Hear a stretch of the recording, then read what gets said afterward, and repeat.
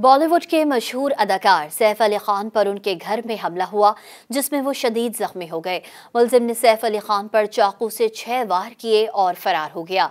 भारतीय मीडिया की रिपोर्ट के मुताबिक मुंबई के इलाके बांद्रा में बॉलीवुड के छोटे नवाब सैफ अली खान के घर में नामालूम मुलजिम की दरअंदाजी का वाकया रात तकरीबन 2:30 बजे पेश आया।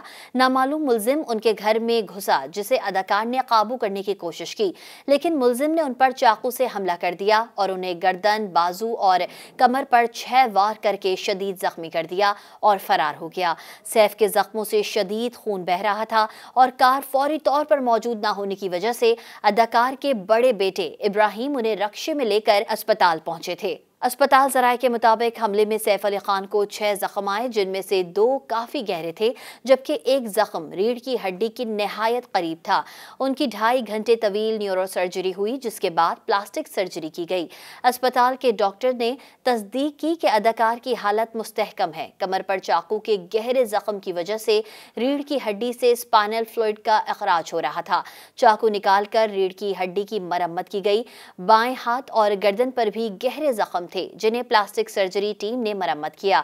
बांद्रा पुलिस स्टेशन पर हमला आवर के खिलाफ मुकदमा दर्ज कर लिया गया है, जबकि मुंबई क्राइम ब्रांच तहकीकात कर रही है। क्राइम ब्रांच ने 7 टीमें तश्कील दी हैं, जो मुश्तबा शख्स की तलाश में मुख्तलिफ इलाकों में कार्रवाई कर रही हैं।